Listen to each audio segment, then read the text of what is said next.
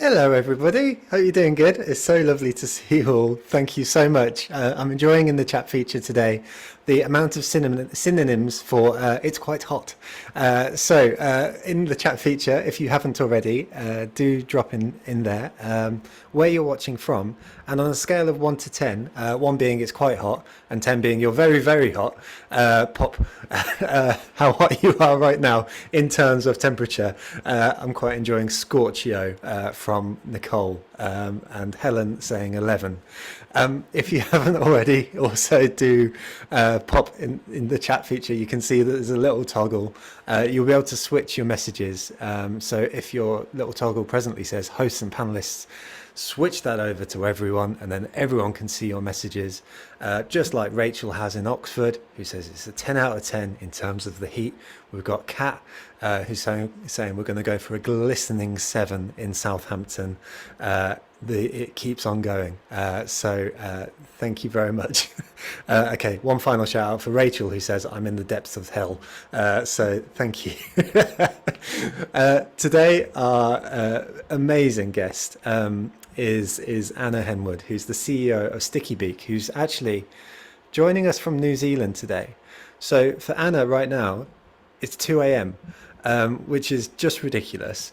I think Anna really deserves some plaudits. So again, I'm gonna yield to the chat feature and say, can we give Anna a big round of applause, because that's absolutely ridiculous. Anna has a really interesting background, having made the transition from being the CMO of Les Mills International over to the CEO of Stickybeak. And so I think today we're going to have a really interesting perspective on what it means to move over from a marketing position over to the CEO role. And thank you everyone for being just absolutely wicked in the chat. It's really lovely to see. Before we get going, I just want to say a big thank you to our sponsors for this week. So this week's featured sponsor is Redgate Software. Redgate are a fabulous software company based over in Cambridge, and presently they've got a comms and PR role available between 40 and 50k over in Cambridge, but also remote. So if you want to find out more about that, you've got a QR code on your screen right now. We've got Alexandra Murphy saying Stickybeak is the best name ever as well. Also a big thank you to Frontify, Exclaimer, Stickybeak, Planable, Cambridge Marketing College, Redgate. They're all heroes. These are the people that support our community. These are the people that mean that we can bring these sessions to you. So a big thank you to those sponsors. We'll speak about them more on rotation as ever, and hopefully you've seen them in the email before and afterwards. The last thing for me to say is this session will function purely as a Q&A. So I've got some questions lined up, but if you would like to contribute your questions to Anna to ask about how a marketer can interact with CEOs, then please go down to the Q&A feature, which is found down below, and pop your questions in there. We can see that Alexandra has also contributed that she watched a lot of Neighbours growing up, although I'm pretty sure that was Australian, so I'm not quite Well, that's sure. the Stickybeak reference, right? I was going to say, I think Is Alexandra's it? an Italian of some sort. Yeah, very Aussie Kiwi name. So yeah, Nice. she's picked up on the local lingo there with her neighbours I didn't watching. know that. I like Yeah. that. Very good. Okay, the tribe. Okay, I did not know any of this, so congratulations. Good job, Alexandra. So let's get going, Anna. And once again, thank you for just being an absolute hero and being awake at an ungodly hour. This is your first time as a CEO, having recently transitioned. So what do you actually do? How do you spend your day to day these days in this new role? Yeah, well, thanks, Joe, and thank you so much for having me. It's lovely to be part of the community. No worries. Um, I I think it's a little bit different in my role because I'm the CEO of a startup. So Hmm. we're small and we're scrappy and we're doing everything. Hmm. So the kind of headline is my role is wildly varied. But if I had to really kind of break it down into some key buckets, I think the first one for me, and it was the same when I was CMO, is about team and people. Hmm. So my number one job every day is making sure that everyone's feeling engaged and empowered and have what they need to make great decisions, because that's not my job to make decisions across all the functions. My job is to kind of set everyone up for success. So that's number one. That might look like whips, that might look like thinking buddies, that might look like, having a conversation and learning a bit more about something so I can help bounce that around. So that's probably my number one and my favorite thing that I love doing every day. If I go to the opposite of that, my favorite, no, least favorite is more the operation side. So the legal stuff, the finance stuff, the kind of the stuff that I would say a bit more boring, and maybe there's other marketers that are with me. And luckily I have someone in the team who's just an absolute gun in this space. And whether that's a nudge that they have to give me to get it done, or a quick call to kind of, iron it out of my head so that I can actually get it done. There's a bit of time spent on that. But the stuff I really love doing is the growth stuff. And I think that is a hangover from being a marketer first, and really loving that space. But whether that's sales calls, whether that's kind of new marketing initiatives and activities we're looking at, whether that's conversations with customers, whether that's product development, in the CEO of a startup role, it kind of sits across all of those areas, sometimes literally in the weeds, writing JIRA tickets for the devs. Sometimes it's a little bit higher up, kind of, thinking strategically about how things might line up to the big picture and what that might mean for the future. I love that. Thank you very much. I mean, it's dead useful. It's really useful on many levels. The first is that it's great to get an insight into your world.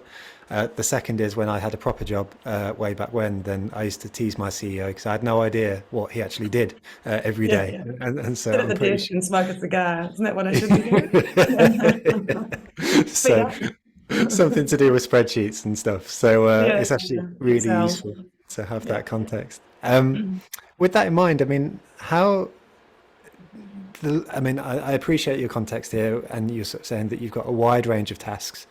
But has there been a difference in the language that you've started to use, moving from that marketing role to that CEO role? And the reason why I ask that is because as marketers, I think it's always useful to speak the language of the folks that we're speaking to. And so if we are speaking to the CEO as a marketer, then it's useful to know how you tend to sort of speak, think in this new role. Yeah, it is a really good question. And I've always banged on about how important language is. Worked with a brilliant CEO at Les Mills International, and he was fixated on language and the importance of it for alignment, but also sort of motivation and for clarity. And I think it's exactly the same whether you're in a marketing seat or a CEO seat, is to really get aligned on that language that you're using, like the specific words Hmm. as well, right? So that there's Absolutely. no misunderstanding. We're really clear on what we're going for, and how we're measuring success. So if success looks like new members on platform, then, and we call that new members on platform, well, let's use that language over and over again, and let's make sure that's really clear for everyone. Mm. And so I think in terms of like the language I'm using, I've probably got just a broader vocab now, but Mhm. because I might have slightly different language with the engineers and the developers to what I have with the customer success and marketing team. But it's my role to kind of knit that language together as well, because I have the privilege of kind of seeing across everything that's going on. And with a small team, everyone kind of has that view. But as the team gets bigger, and this is even more so at my CMO role, where there was 100 people in marketing across Mm. the world at Les Mills International. And so kind of connecting up what's happening across different divisions.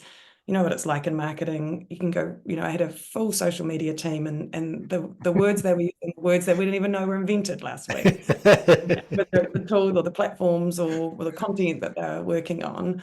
Yeah. And so, how you can really help people line up and make sure that there's not confusion just because of words, and that we're Mhm. really trying to help each other out in terms of Mhm. understanding the goals and how we're getting there together.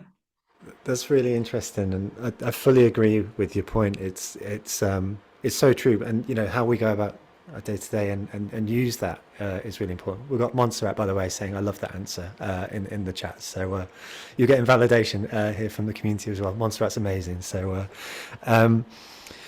but it's an interesting thing because I'm already deviating from the script, but something I've encountered when I sort of go around my day to day is that difference between sort of modeling behaviors and sort of almost saying this is the behaviors that we're going to do, so to speak. And I found that quite tricky sometimes, and quite often I found modeling behaviors to be more effective than actually sort of outwardly saying, you know, this is the rules or these are the words we're using and stuff like that. Um, I appreciate that's more of a statement than it is a question, but I mean, have you any reflections on that? I mean, either in Sticky Beat context or working with a 100-person marketing team?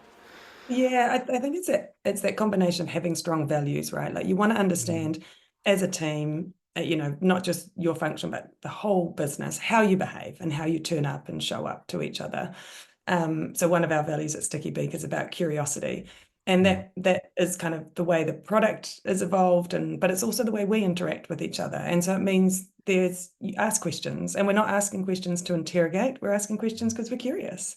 yeah. And the marketing team want to find out more about what the engineers are doing, and they want to understand a bit more about sales so that they can, do their role a bit better.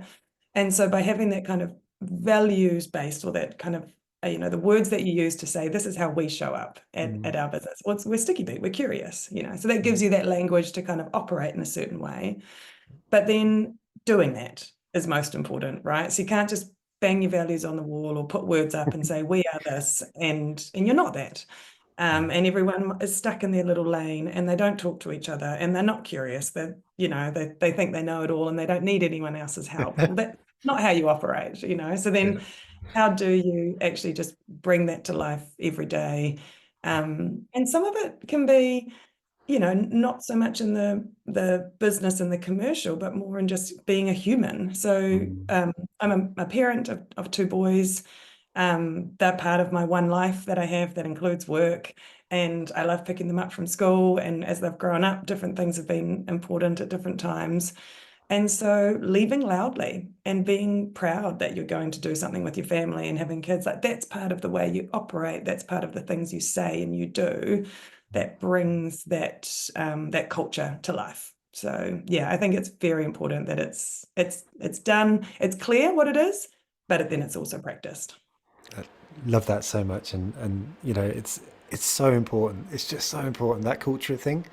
And it's interesting because you mentioned people in the first instance, and I guess that's another byway to sort of speaking about culture as a whole, and how you build those things. But I love that sort of hierarchy, whether or not it's actually true, but culture, values, and then behaviors. And those things are really interesting. And just as a snippet, then when we were doing a similar exercise for the marketing meetup, we wrote down our values, but then it was our board who challenged us to write down about the behaviors and actually sort of speak about the Yeah. behaviors. And that as a cultural exercise has been way more important, both saying what you do and also what you don't do. And so like, I just really resonate with what you're saying, and find it really useful in that way. So thank Totally. you. And talking about it, I think like sometimes as marketers, we can be guilty of being a bit insular and staying in our area, coming up with the answer, and then doing a ta-da to the rest of the business. Yeah. And and when I've seen that work really effectively is when marketers take others on the journey with them, and we get a little bit fixated that it needs to be the output that's perfect. But if we can really understand that the process is what makes it perfect. And that having the conversations, getting the shared understanding and the learning, and getting people to really understand what it is that you're trying to do or change, or what the value means. Then when you put it up on the wall, you don't even need it on the wall, because everyone's so clear and had that discussion and really understood what's going on, that it doesn't matter if the post is not beautiful or perfect, or that word on the third line is not the right word because everyone's debating about what that word should be, because you've done the work. And yeah, another really brilliant saying from Clive, the CEO at Les Mills, is marketing is the engine room of culture. And I really Nice. believe that in terms of kind of setting that tone. But yeah, getting outside of just that our department, and our department. I'm still locked into being a marketer, aren't I? And it's the marketing department. And as a CEO, that is a Yeah. brilliant thing if you've got a marketer that is Mhm. playing that role for you, because that's what you want too. You want this beautiful organization of people that are doing their best work every day and showing up. And so if you've got someone alongside you that has that shared agenda, that's a win. I love that so much. So useful. Thank you. And we've got James in the chat saying that's experience talking right there. But then we've got Paul speaking about when working with Adidas, we learned one of the primary values of the All Blacks was to always be there to support your fellow players, and that's an insight into how they play and live. And it's so true. You spoke there about not quite being able to let go of the marketer Yeah. inside you, which is amazing. But having taken the step into this CEO role, what has surprised you? What have you reflected on that's different? What I think being surprised is probably the best question to ask. So, what surprised you about moving from CMO to CEO in terms of those different roles that you now have to play? Yeah, what's actually been surprising is probably my understanding of the other departments has Right. really gone from this perspective that I didn't really realize I was having was how does that work with me as the marketer? So, well, what are sales going to give me, and how am I going to work with sales, and what does marketing and sales look like? To actually at the CEO level going, well, what is our sales strategy? What is our focus? How do we know we're winning in sales? How do we know we're winning in product? And really thinking about them a bit more independent to the other functions. That's not how they operate. They operate as one team for sure, but just taking the step back to go, well, what is our product strategy? What does that look like versus what is product and marketing going to look like together, which is a slightly different view. Mhm. And it's really opened up my eyes to how marketing can better support that function. Because instead of coming from a how might they work with us, it's a like, well, how do they operate best? And what does that mean in terms of how things work together? So I've really loved kind of looking at that view, being a bit more neutral in my view in, and not thinking first about how that connects with marketing, but how that area kind of succeeds, what the people need, where the connections do make sense. They don't always have to be deeply connected, but making sure that people are aware whose responsibilities are what and how we turn up together has been really interesting. And then the other thing too is we're just human. We're still at the same human. So we have a different title, but I am still the same human, and it Yeah, hasn't really changed me, I don't think, and how I operate. And maybe that's a watch out in terms of making sure that it doesn't. But it, really is the same. You're the same human. You have the same values. You just now have a slightly wider and different remit on how that comes to life. I love that so much. And if anything, that's been a huge takeaway from this season, where we've been speaking to lots of different departments, and that humanity and just having a conversation and understanding people, just people, Yeah, and so we're going just out humans. to Yeah, that we have good is days, we have bad days, and yeah, we're 100% all trying to is do our too best. true. I Yeah. guess conversely, I don't know whether anyone else has this weird dream, but okay, You texted it out? I'm going Right? to No. expose myself here. Uh, where you sort of like dream that you could go back and live a situation again with the knowledge that you have now, and Oh so God. Yeah. and It's a nightmare, I think. I yeah. don't, I'm not good at rehashing. I'm I a, would I'm have. an all gas, no breaks kind of person. I love that. Well, I'm just interested now you've had this experience, how you would, if you went back into a CMO role, not that you're going to, or even a sort of more generalist marketing role. Yeah. Now you've got the knowledge that you have. How would you then step back and sort of change your behavior as a marketer if you were now that you've seen the world that you have? Yeah, I joke about this a little bit, and particularly at Les Mills, because I guess it's the most recent thing that I was in, is like, God, I would be a better partner to my sales director. Like I Right. would really actually now understand how we could work really effectively together. What I got stuck in, and it might have just been the way we operated because it was a really big team, so you just had to have that clarity around roles and responsibilities, was this imaginary line where marketing stopped and sales kicked in. And I listened to the previous webinar that you had with some sales leaders, and we all have kind of different philosophies and approaches, but mine is very much that I think MQLs and SQLs can actually be really harmful for marketing and sales to work together. Mhm. And it leads to a bit of this, and that's not what you're trying to do. You're just trying to help people Yeah. Move through your, it's not even a funnel, your path, your user journey, Yeah.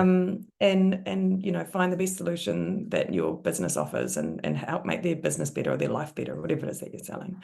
Yeah. And sometimes there'll be marketing tactics that'll be beautiful in that last 10%. Sometimes there'll be sales stuff that really helps drive interest and people into what you offer. But we have these sort of imaginary spaces that we own, and so I think now that I've looked more at that helicopter view and understood kind of the strengths of the different departments and how things can work together, I think I would have been a much better partner for my Mm. sales director in terms of trying to set up that approach and really giving help in that. So from a B2B point of view, that pipeline work in that last 25% of pipeline, we could have done a lot more from a marketing perspective to really convert customers, delight them, make them love Les Mills from the day they signed up. And so, yeah, I think that's been a really interesting reflection, is having that better understanding. And how do you do that without having to not, get away and come back? And again, it comes back to curiosity.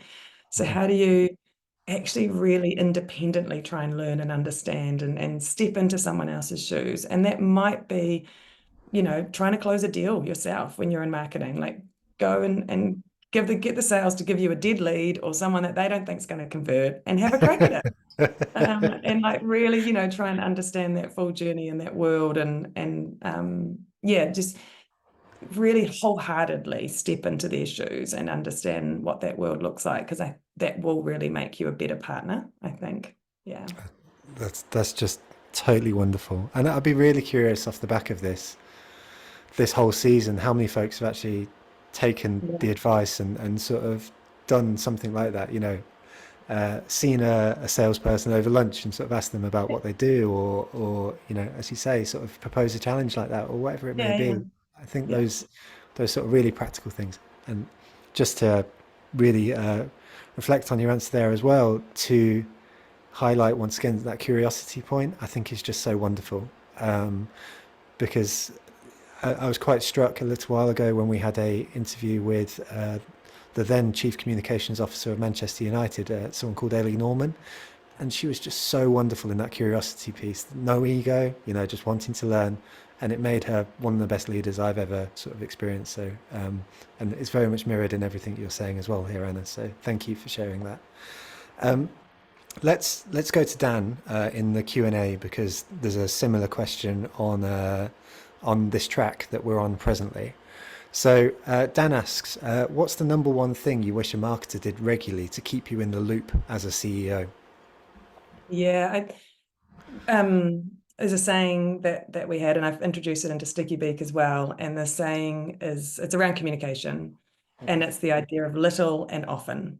And I think Nice. the worst thing a marketer can do is to hold on to everything and do those ta-da moments. Like, there's presentations, right? You need to launch, you need to bring the hype game, you're the marketer.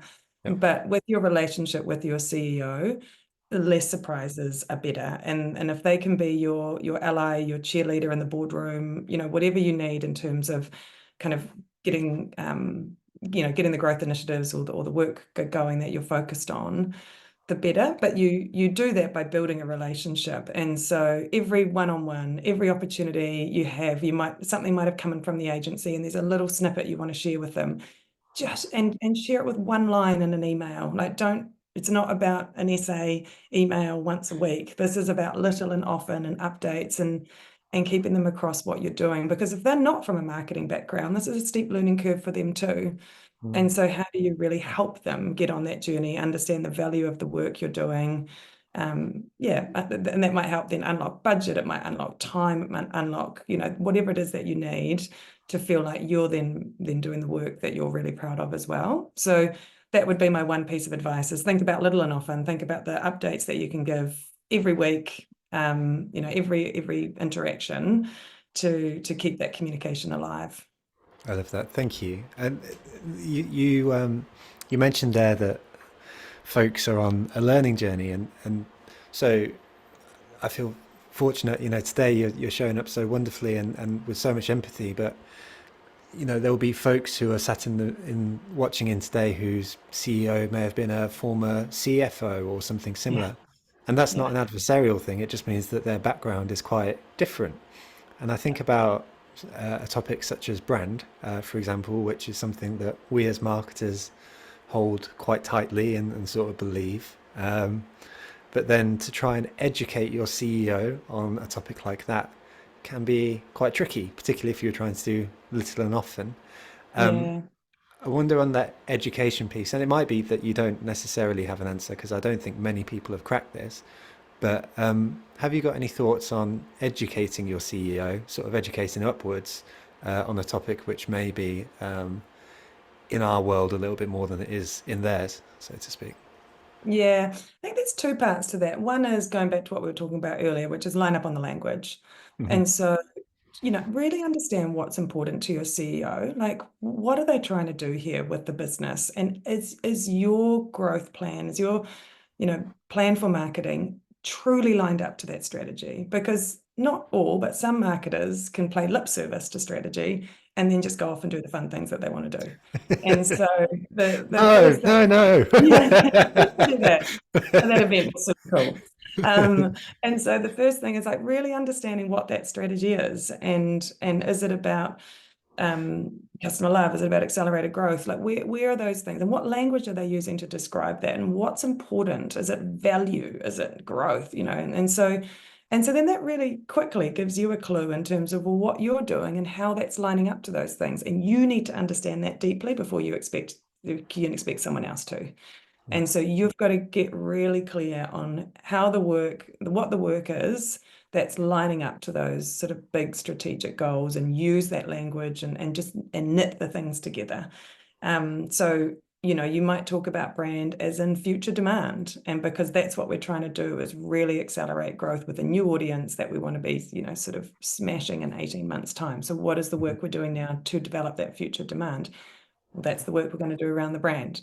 And so how do you kind of really help that, them understand that connection, Mm, um, and work into that? Yeah, so I think there's a bit of work in that. Um, and then, yeah, I think it's about just having the measurement in place as much for yourself to know that you've got that journey as you thought it was going to be as well, and not killing yourself in metrics, but just understanding what the signals are, what are the things we're looking for to understand that things are working, giving those regular updates, not waiting for the big monthly ta-da mhm. via email and a 20-page report to do that work, but to do it in every interaction and to talk about this key number. And I think this lovely piece of advice I was given is, give me good news on a Friday, so I'm happy all weekend. Give me the bad news on Monday, because Mondays are shit anyway, and who cares, Monday. So, you work with that to keep everyone engaged and yeah, on board and working hard. I love that. That's just so useful.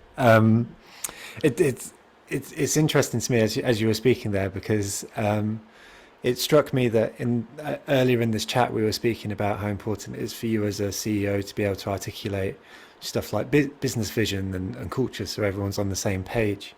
But it also struck me that not everyone is wonderful at doing that. I'm sure everyone's Mhm. had bosses in the past who will probably live in their own head and don't necessarily articulate these things quite as well as they should.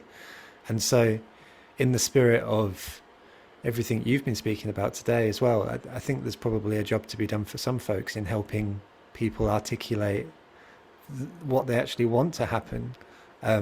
Because I guess Mhm. that is the danger, right? About, the marketer interprets it a certain way Yeah, yeah, because a boss has said it um, once, but actually sort of helping them do the work and sort of go, okay, this thing matters to the what is business for, this? for Yeah, this reason. what Uh, is the focus? And there should be a little bit of that tension, I think, between a CEO and a CMO. mm, Um, because if you're not as the CMO, if you're not pushing the business, who is, right? Like marketing is the growth engine. mm, It's future demand. It's driving the business forward. And so if you're not that person that's showing up to do that, what is the situation in the business? Are they just going to optimize their way to Mm. 0.5% growth. Because Yeah. without marketing, that's, you're not going to get that growth. And that's what we all have to passionately believe and I was going to say fight for, but it's the wrong word. Mm. And work hard and strive for, is Nice. being brave to have that conversation, open up that door and say, look, I think we're underutilizing what we can do in marketing at the moment. And I know you've got big goals for this business, Mhm. and that's where marketing can help you. Let's talk about those big goals. What does it look like in 2 years for our customers, for our growth, for our international expansion? Like, where is that all at? If it's not clear, what that might look like. Love that. So helpful. And I've got one last question on this topic, and then we're going to head back into the Q&A from the community because we've got a couple on CMO focused questions in relation to the CEO. But as you've stepped into this CMO role, even though would have had to have an understanding of what the business would have had to do, you presumably weren't the person setting that agenda. And so to give an insight into the CEO's world, where you're having to set the strategy and the business goals and all Mm, that sort of stuff, how did you go about doing that? Because, and I appreciate this is your experience rather than speaking for every CEO in the world. Um, but that might be something that a lot of marketers don't get privy to. They just get a business objective mm, slapped on their desk and it's like, go and deliver that. So what did that yeah, process yeah. look like for you? Yeah, it's a really good question, because there are times when a CEO role can actually be really lonely, Mm, because you've got to be that person that's got to have the answers. And sometimes you don't have the answers. And then that can feel a bit frightening, and isolating in terms of really knowing what you should be doing. And so what I found to be really effective is to put great people around me. So having an advisory board, having just thinking partners from outside the business, especially as I came new into the role, mhm, and having the opportunity to step back and strategically look at where Stickybeak was winning, where yeah, it wasn't, who are the customers that loved us the most? What does that look like? How do we do more of that?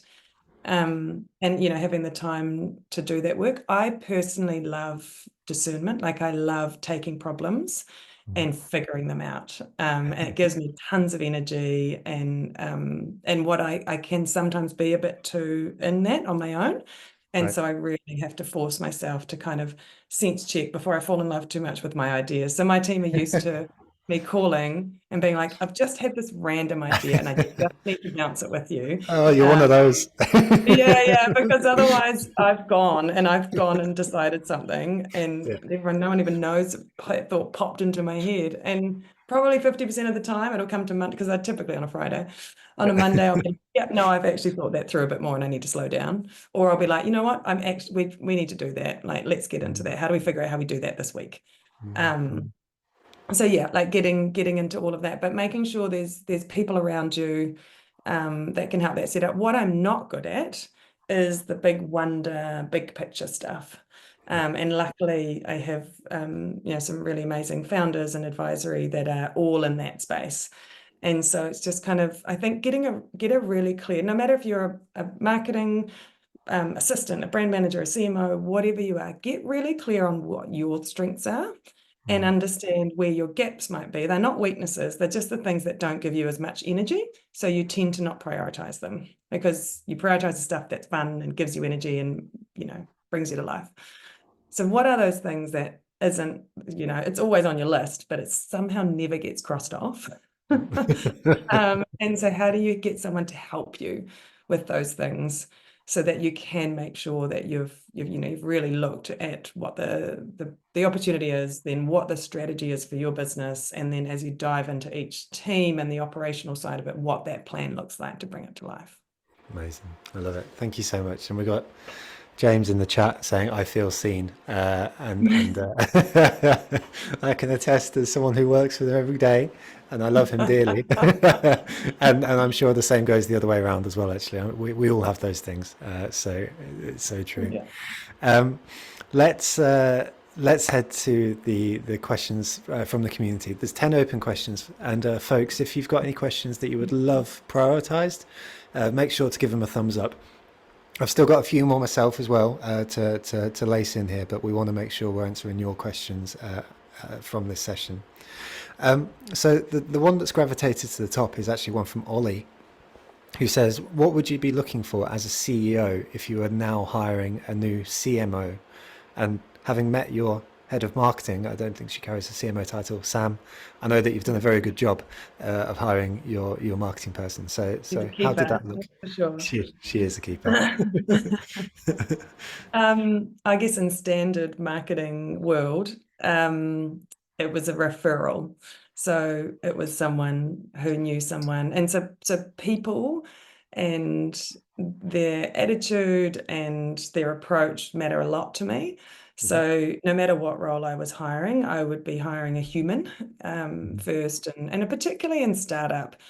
Um, the skills are super important. Sam's an absolute legend, but there's so much you're learning every day that some of the functional stuff is less important to me. And I think it's true at the CMO level as well, that you're never going to be an expert across the marketing function. It's actually impossible. You Mm, can't be deep in SEO and threads and brand and everything. It's just too broad and too big. But what you can be is curious, and you can be a great leader, and you can set the strategy and give, communicate well, and you can do all those things to get the team operating. So I think, looking for that attitude is super important. Looking for a passion for learning and growth, and realizing that marketing is a function that's constantly evolving and changing. And so you need to be that person. And I think as I get braver as well, it's about looking for someone that challenges me, and looks at wanting to really drive the business forward and do some new things. Because if marketing's doing the same thing that it's done forever, it's probably not as good as it could be, probably. And so being able to challenge that and come up with some new ideas and ways of doing things is yeah, important skill for a marketer. 100%. And I think we mentioned Sam at the beginning of that question. I think she's watching in, which is wild. For so, Well, she's in the States, so she doesn't get as okay. much of a gold star as I do for the early morning, Okay. but All right. it is All the right. morning, I think. You get the Yeah. biggest gold star, but Yeah, yeah, definitely. I that's win. Damn, I win. not competitive at all. No.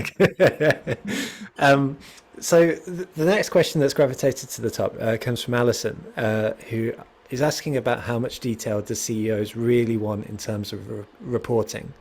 I'll provide the additional context here, but Alison, what I might do is ask you in the chat if there's any additional context you can provide, because I think we've covered it off earlier on. But if there's anything that we haven't covered off that specifically you'd like to hear from, do let us know, because we'll loop back round to it. But I'm pretty sure that we covered CEO reporting earlier, so I don't want to sort of go over the same territory twice. And I see that your question did come in quite early as well. So let's move on to the next one from Sarah instead. So Sarah asks, how should you approach your CEO when marketing doesn't have a seat at the leadership table, but the CEO has an open door policy and would like to address a concern within marketing? So I guess there is this narrative around marketing not having a seat at the top table quite regularly, which is Yeah. one thing, but Yeah. that relation, Yeah. yeah, which is odd. So But that relationship, if you don't have a direct relationship with the CEO, how would you go about thinking about that? If you yeah, got any opinions? yeah, like I guess I'd speak more from my experience, and this is again where it's about bravery and showing up. But I would, if there is an open door policy and there's an invitation to have a conversation, go and have the conversation, but really go in there to listen and learn. Don't go in there to prove a point and get something across, because you might actually be trying to prove the wrong thing. And the reason that marketing may not feel like a priority, or marketing may not feel like it's being seen and at the table, might not actually quite be the case. There could be something else that kind of sits behind it. And so I think I would definitely go in there and learn and understand as much as possible about what that looks like. And maybe don't talk about the function, but talk about the outcome of marketing. So what do our growth goals look like? What are our, what do we want our customers to think about us? How do we want to show up and deliver as this business? And dig into that a little bit more and just see if you can understand what that looks like, and then find your team internally. So you're not there just because you've got marketing in your job title, that doesn't mean you're the only marketer. Mm, And so find the group of people that have the same belief and drive that you do to make sure that the work that marketing's doing is better resourced, better prioritized, because it's going to achieve better outcomes. That this is not, you've got to make sure this is not personal and about you doing pet projects. This is about you knowing that what you do can really achieve the business's outcomes and line up to strategy. So get clear on that, and then get your team alongside you. And if you don't have a seat directly at the top table, make sure someone else is really clear and got your voice. And that doesn't have to be one person, it can be 3 or 4. You can be infiltrating through finance, you can get in there through sales, like however you need to get in there, jump around those lunchroom tables, and develop those relationships and get seen. I love that so much. I love the idea of infiltration. That's it's like Yeah, I talk about the pincer movement a lot. I'm like, if you can just get that person to be like thinking about what you think, and then those people, they might meet, and then all of a sudden they're talking about this thing that you want them to. that's so great. I got to say, whenever I go to dinner parties, I mean, it may just be me, but when I say I'm a marketer, then people's eyes glaze over. But you're making it sound so exciting right now. So, so Full strategic warfare. yeah, yeah, yeah. I love that. I just want to pick up on a few comments here as a 2:43 a.m. Pick me up for you as well, Anna. So we've got Kat who's saying it's so refreshing to hear someone say you can't be an expert in everything.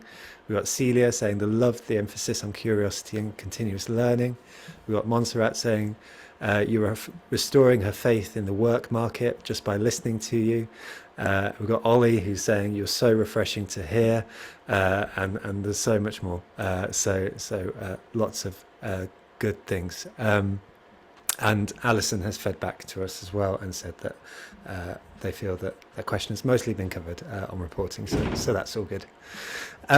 Let's head to a question from Alice, and it's about budgeting, and approvals. And again, this might be a personal preference thing, but I think it's something that a lot of marketers will face on a day-to-day. So Alice asks, as a CEO, how do you prefer a marketer to approach you to get something approved? I.e., do you prefer an email, a message, a meeting, someone dropping by your desk? And I guess I want to all the above. Well, Yeah.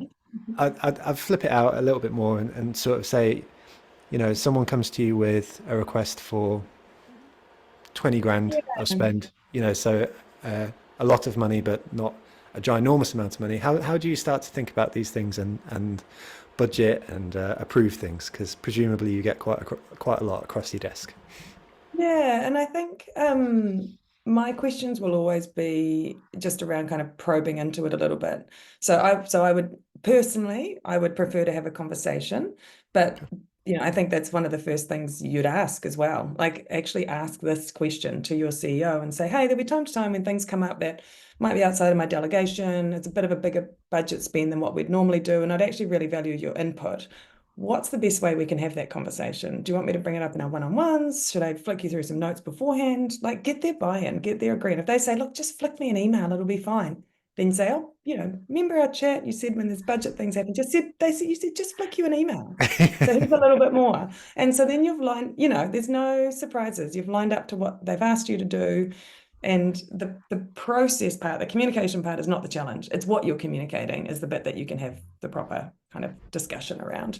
So for me, I love to have that as a conversation, and be prepared for some questions from me. So I'll say, cool, what do you think we'll get from that? And where might that line up to other work that we're doing? And like if we were measuring success on that, what would we kind of be talking about in a couple of months' time? Like what would good look like? And like I know it's marketing, right? So it's hard to put answers on those things, but I just want to hear the thinking behind it. What I want to know is that you've thought about it, and that you broadly understand that this is a growth initiative, and that you think this is actually going to be really good at delving into a new audience. You might not be 100% sure, but good would look like if we got 8 leads off the back of this, and that would feel really good. And so then I go, okay, well, that's blah number divided by 8. Does that feel about right? Yeah, actually, that does feel about right. That's a good number. What did your mate in sales say about it? Oh, I haven't talked to them So about it. Oh, cool. Well, go and talk to them, because it's going to be part of something that they're going to need to know about too. And so it'd be about that sort of conversation to make sure that, because the money's the money, but the effectiveness of the money is what I'd be just trying to understand a bit better, and whether this is something that yeah, has a wider business impact, because maybe we're not spending enough. Maybe we need to spend more on that initiative, and you've come up with this beautiful golden nugget. It might be about, well, let's have a chat with them to see if we can accelerate that further and do more of that thing that you're wanting to try out. But let's, yeah, understand what success looks like, how integrated, collaboration, what does that look like, and go from there. I love that. And what's really useful about everything you've said there, I mean, not only the tactical advice that you've given, but actually it's so funny because I can feel my emotional reaction to like the questioning, so what are we going to get from it? And how's it line up? There's a small part of me which immediately goes, oh, a little bit on the defensive, a little bit, because having to, well, I think wrongly, my mindset goes to having to justify Right, exactly. myself when actually that's probably not the right word. What we're speaking about here is a collaboration. And so for you, in this situation, you're just looking to understand. And I think that's probably a really interesting and useful dynamic shift. Yeah, Undoubtedly, there are going to be, as there are in every corporation, going to be some toxic people who are looking to interrogate and make you justify. But yeah. I think what you represent here is a really healthy thing, which is looking to understand and looking to see if we can do it better and stuff like that. And that line of And questioning shouldn't be scary. yeah, not at all. And if it does feel scary, just give yourself some space. So say, just tell me a bit more about that question. Like, what does that mean? And just give Mhm, yourself a moment. And then it gives them a moment to be like, oh no, I didn't actually mean it like that. What mhm. I'm trying to figure out is da da da da da da da da. So if you feel like you're having that response of like, don't question my spend, and give yourself a moment to be like, oh, hold on, can you just explain that a little bit more to me? Like, just give yourself a moment to get your thoughts together.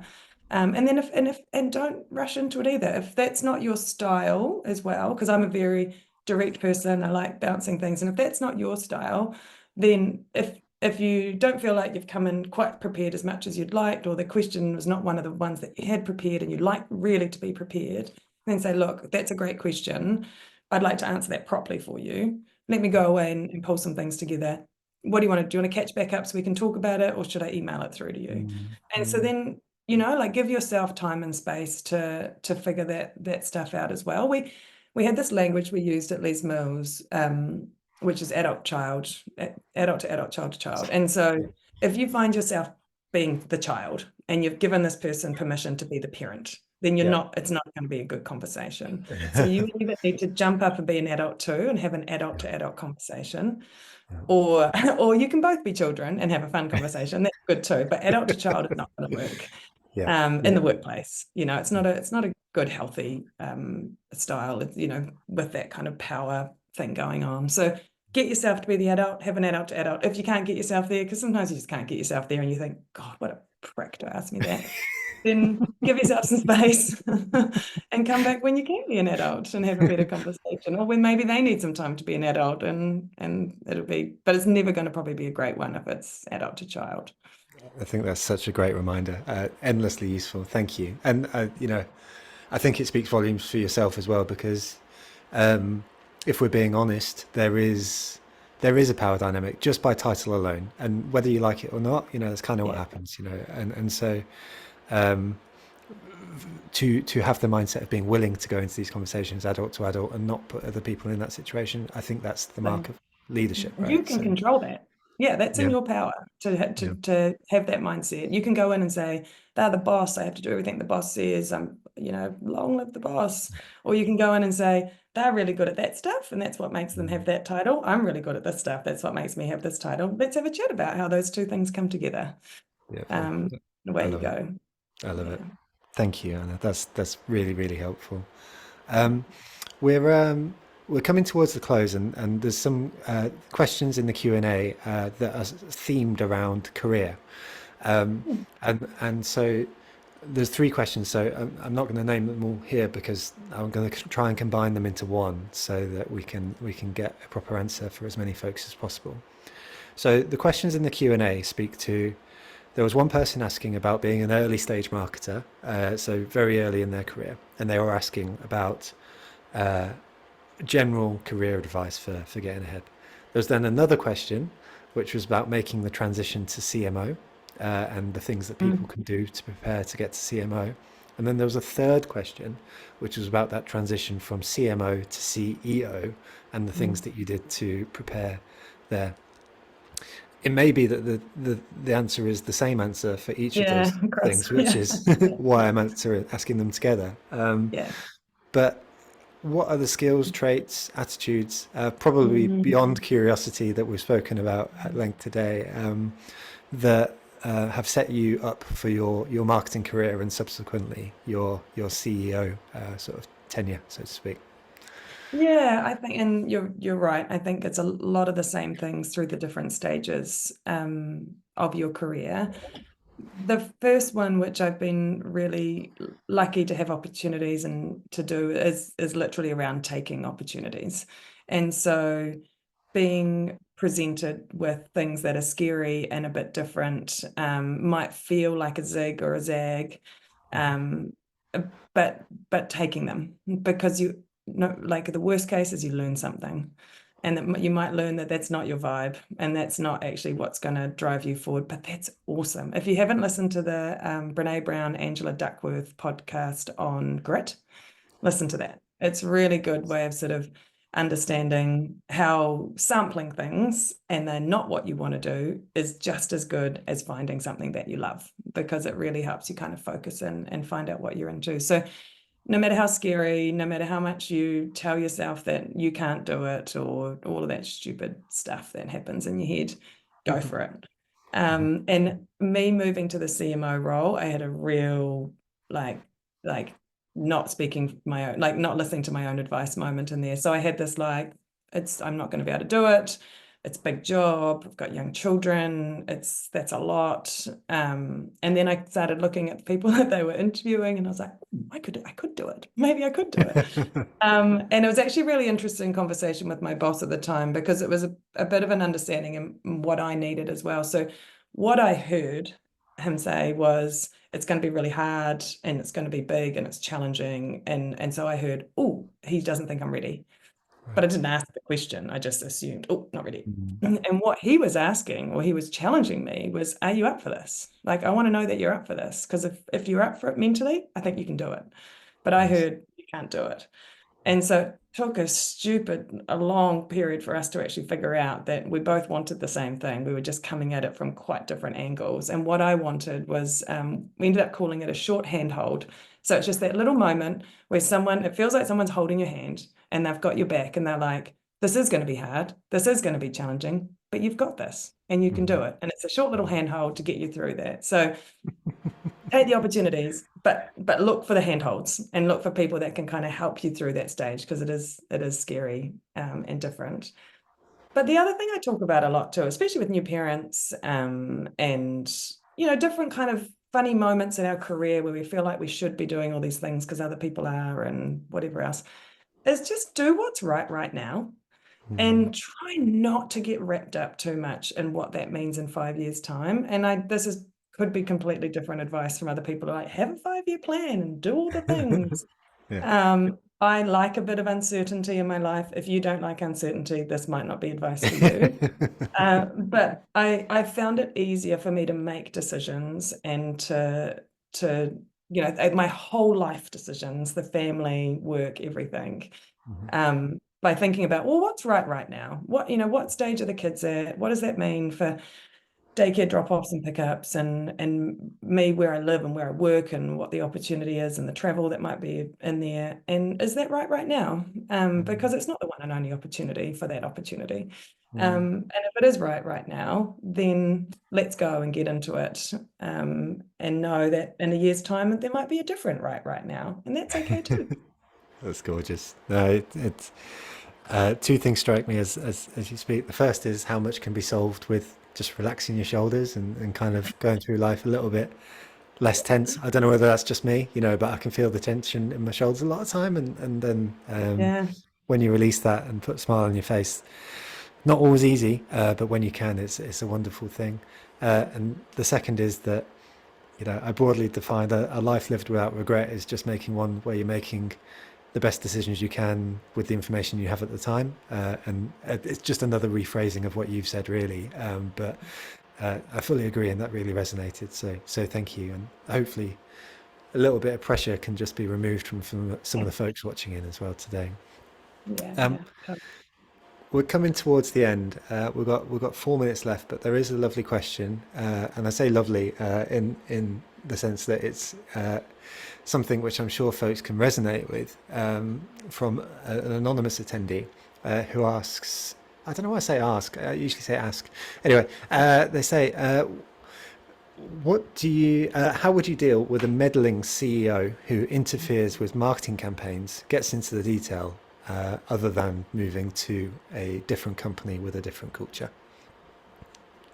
I feel like this anonymous person might know me. I don't know. Sam. Yes, three not to look. Um, it's hard. It's really hard. Hey, and when your role in marketing, your number one role becomes stakeholder management, if that's not your vibe, it's tough. Mm, Um, so I don't know, maybe two ways to look at this. One is the adult to adult answer. So have the conversation and sit down and just kind of understand what's driving that meddling. Because maybe they don't know it's meddling and maybe they're just super into creative and they really love it. And so maybe you can just bring creative to your one-on-one. You can print some stuff out and you can just get them excited about the work and try and sort of get a little bit of space by them not having to dive in to find it, but for you to be able to sort of provide it. But yeah, see if you can figure out what it is that's getting them in there.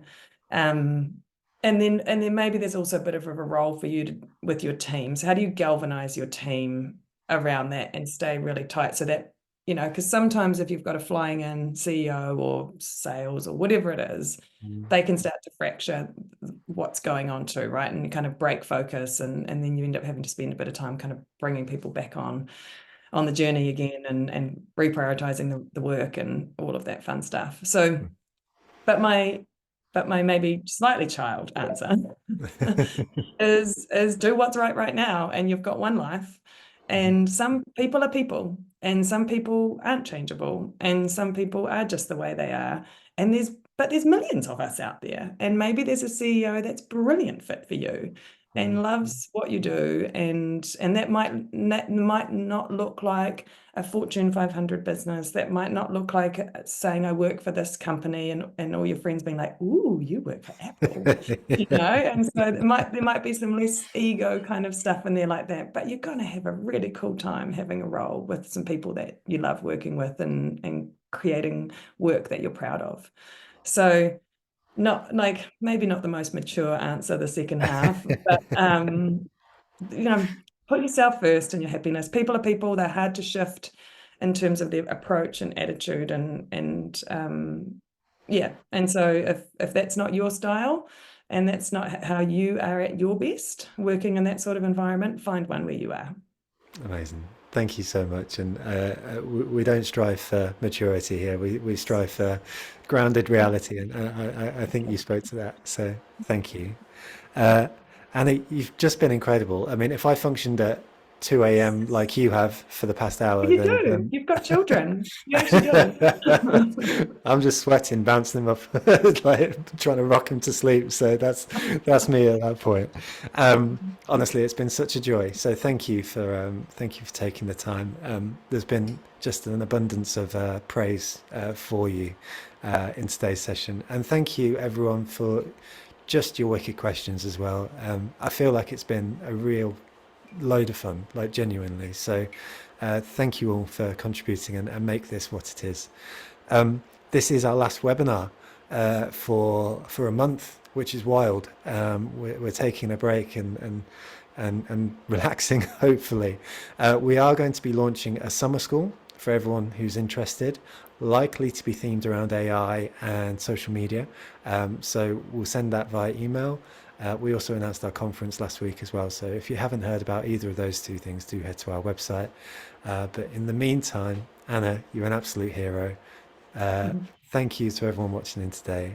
That was an awful lot of fun. And I hope you have a really brilliant summer, everyone. Thank you for just this wonderful time. Feel very, very lucky indeed. All right. Cheers, Anna. And take care, everyone. Have a great time. See ya. Hi, da.